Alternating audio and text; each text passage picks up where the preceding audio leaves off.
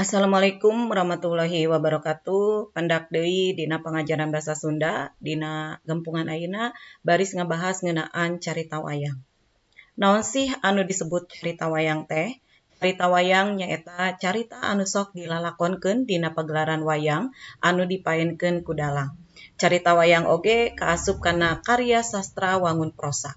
Carita wayang mangrupa pintonan seni tradisional asli Indonesia anu ngagunakeun boneka sarta dipiri ku gamelan. Naon ari wayang teh? Wayang teh nyaeta mangrupa bobonekaan sarupa jejelemaan anu dijieunna tina kayu atawa kulit anu diibaratkeun tokoh anu dilalakonkeun dina carita wayang.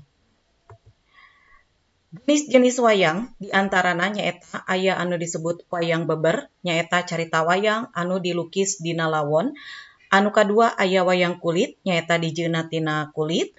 Aya wayang kilitik atawa wayang krucil, nyaeta jiga wayang kulit tapi dijieunna tina kai sarta diipiskeun. Nu kaopat aya wayang golek, nyaeta dijieunna tina kai sarta aya wayang wong atawa wayang jelema.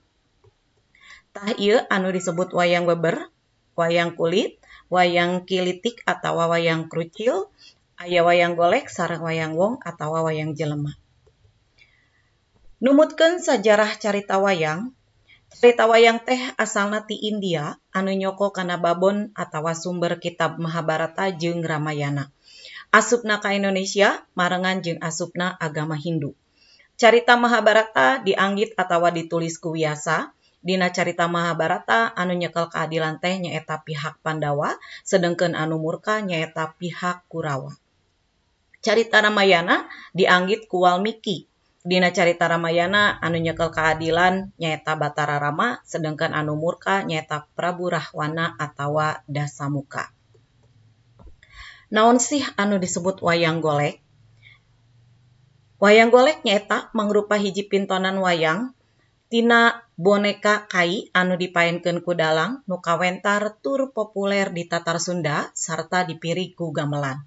Bedana carita wayang golek jeung carita wayang sejena nyaeta upama dina wayang golek aya anu disebut tokoh panakawan nyaeta diantarana aya Semar, Cepot, Dewala jeung Si Gareng. Jenis carita wayang golek diantarana aya anu disebut wayang golek cepak atawa wayang golek papak. Ieu kaceluk di Cirebon nyaritakeun carita babad sarta legenda anu ngagunakeun basa Cirebon. Aya oge anu disebut wayang golek purwa, nyaeta wayang golek khusus mawakeun carita Mahabharata jeung Ramayana dina bahasa Sunda. Sarta aya anu disebut wayang golek modern. Wayang golek modern ieu kawas wayang golek purwa caritana ngeunaan Mahabharata jeung Ramayana, tapi dina pamentasana ngagunakeun listrik pikeun nyieun trik-trik anu disesuaikeun jeung kahirupan modern. Istilah-istilah pawayangan diantarana aya anu disebut kakawen, nyaeta lagu anu dihaleuangkeun ku dalang, loba anu teu ngarti kusabab kakawen mah ngagunakeun basa Jawa kuno atawa kawi. Anu kadua aya anu disebut murwa, nyaeta dalang mimiti prung ngawayang. Anu katilu aya anu disebut janturan, nyaeta wayang anu ngajajar di sisi kenca katuhu dalang. Nu kaopat aya anu disebut tuding, nyaeta gagang leungeun wayang paranti ngigelkeun. Nu kalima aya anu disebut campurit, nyaeta gagang wayang anu sok ditancepkeun kana gebog atawa dicekel ku dalang. Anu kagenep aya anu disebut campala, nyaeta panakol tina kai paragi dalang keketrok kana kotak jeung nakol kekecrek. Nu katujuh aya bagedor, nyaeta gebog anu dipake cicingna wayang. Anu kadalapan aya anu disebut gugunungan, nyaeta parabot anu ditancepkeun dina gebog sok dipake isarah nunda atawa nyamper carita ku dalang. Nu kasalapan aya anu disebut sinden, nyaeta anu ngawih dina pintonan kesenian tradisional sarta dipiri ku gamelan. Anu kasapuluh aya anu disebut nayaga, nyaeta tukang nabeuh gamelan. Nu kasabelas aya disebut sabetan, nyaeta gerakna para wayang. Anu ka-12 aya anu disebut antawacana, nyaeta ieu dialog anu diucapkeun atawa dibacakeun ku dalang.